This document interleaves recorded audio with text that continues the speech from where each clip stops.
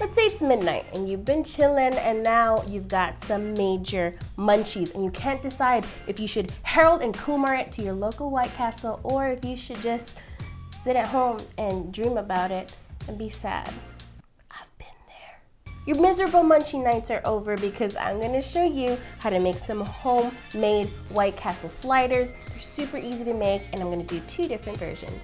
To recreate the original slider, I'm going in with 100% beef, and then I'm testing out some plant-based burger patties in honor of their Impossible sliders. Now before recreating the recipe, I had to do some research, so I headed over to White Castle and I got the original slider, one with cheese, and the Impossible. Before tasting them, I opened each one up and took some notes. The beef sliders had 5 holes in their patties, lots of onions, and the steamed grilled meat juices transferred onto the bottom buns. The Impossible patty did not have the 5 holes in them, and they were a lot thicker than the beef patty, but I actually really enjoyed them. They were almost a melt in your mouth texture, so I'm really excited to test it out with these patties. First up, you gotta make those square patties. I'm going in with the beef first. Get yourself some parchment paper. Put 1 layer down and put your meat right on top. Then put your second layer of parchment right on top and give it a squish. Grab a rolling pin. The goal is to flatten out the patty really, really thinly. Since I'm making 8, I'm gonna aim for a rectangular shape. I have a ruler here because I'm going to measure my meat.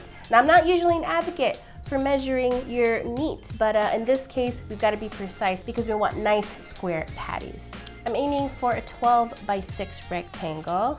All right, so I've spread it out a little over that amount, so I'm just gonna take a bench scraper and cut off the excess. To cut this into 8 portions, start by dividing it in half. Now that we have these square patties, it's time to make their signature holes. Now they've got 5 in each patty, so you can make the holes several different ways. You could take your finger, or you could take the handle of a little spoon and just go in the middle, shimmy it a little so you make a tiny hole. Then you go into the corners and make 4 holes there. The reason there are holes in their patty is because they steam grill it. So when it's sitting on there and then the bun touches it, all that flavor gets perfumed and steamed into the whole burger. Now to do the same thing with the plant-based patties. I've never tried making it with this before, but I'm really excited. I actually really like using this for stir fries, regular old burgers, and it smells in its raw state like a cooked burger. It's amazing. I think this is made with pea protein and some beet so that it really mimics beefy flavor when it hits the heat. Squaring it off. It's a lot more delicate than the ground beef. To make the holes, I'm gonna go in with my pinky.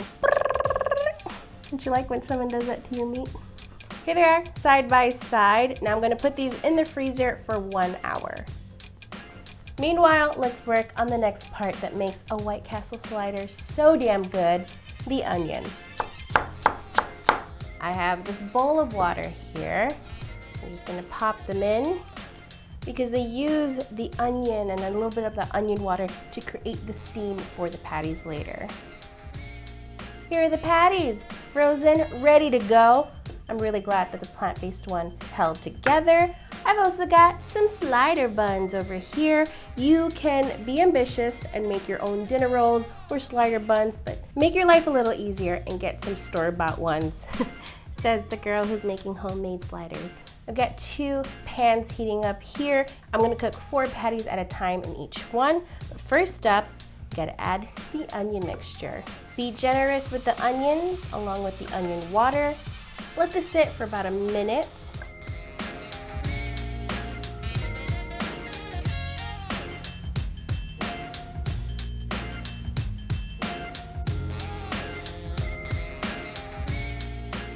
At this point, salt and pepper the patties.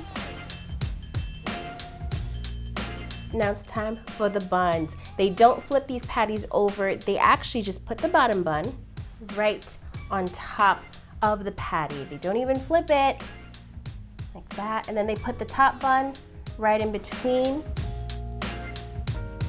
Just let these cook for about 5 minutes and then they'll be ready to go. Ooh, the bun is nice and steamed, so I'm just gonna move this aside for a minute. Do a little this, flip. Look at all those onions. Gonna place it right here. This is the time to add the cheese. So it melts. A little squirt of ketchup, pickles, then top it off. And there's the first slider. Now as it sits, the cheese is gonna melt and I'm gonna work on the rest.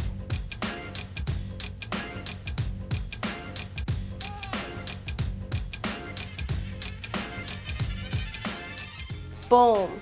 Check that out. My own artisanal crave cakes, mother. I highly recommend you make a bunch of these, freeze them, and then when you get the munchies, just pop in a slider. Slide into your DM, your damn mouth. This is the beef patty. It tastes exactly like their sliders. It's so good. Even the bottom bun has that little sogginess happening. This is the plant-based one. Let's give that a try.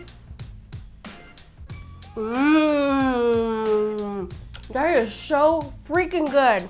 Oh man, there you have it, folks. A slide for everyone. Woo!